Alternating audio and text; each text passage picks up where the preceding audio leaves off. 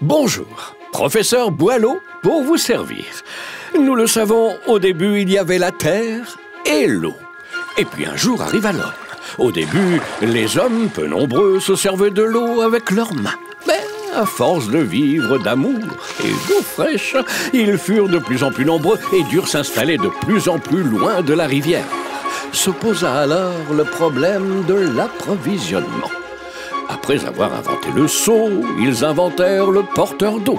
Puis imaginèrent le tuyau, qu'ils remplirent avec une, puis deux, puis trois usines. Enfin, ils relièrent les usines ensemble. Vaste système de vases communicants. Pour gérer cette prouesse technologique, ils mirent en place des outils informatiques très modernes.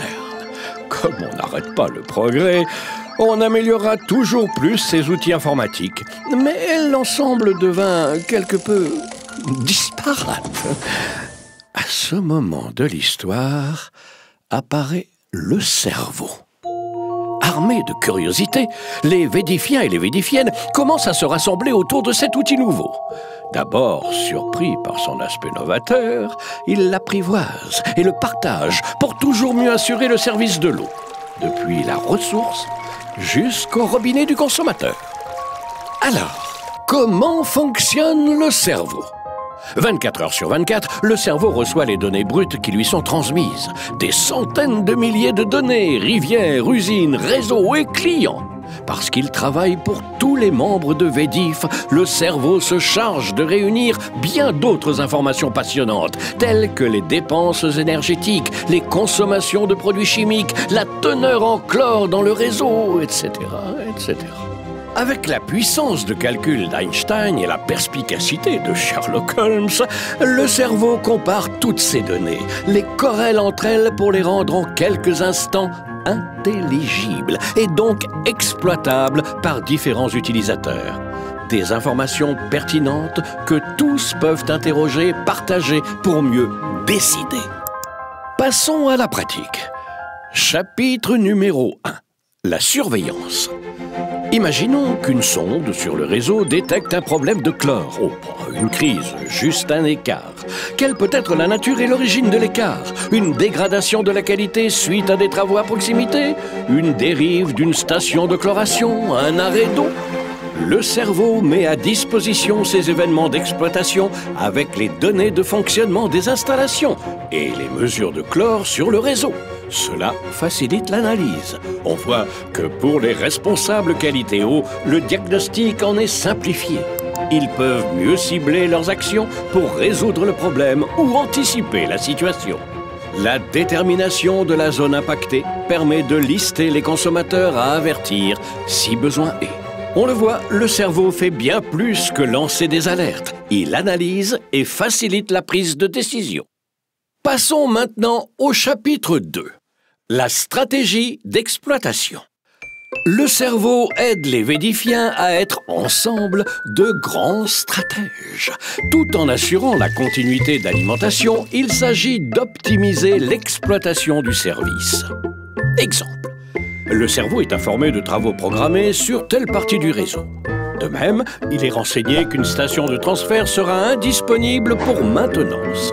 Dès lors, il calcule l'impact sur la sécurité d'alimentation et valide ou pas la réalisation des travaux.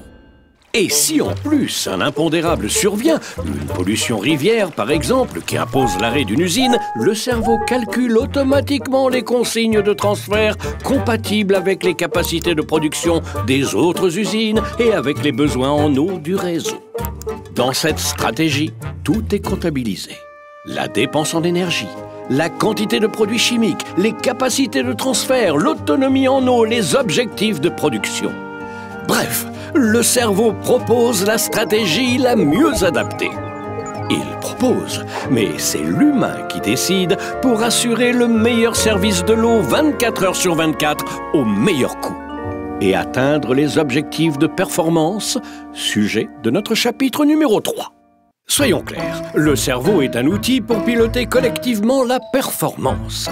Ou, dit autrement, comment actionner les bons leviers d'amélioration. Sachant que le cerveau travaille 24 heures sur 24, 365 jours par an, il capitalise sur les historiques. Ainsi, il affine la connaissance et donne du recul aux védifiens pour mieux anticiper les problèmes.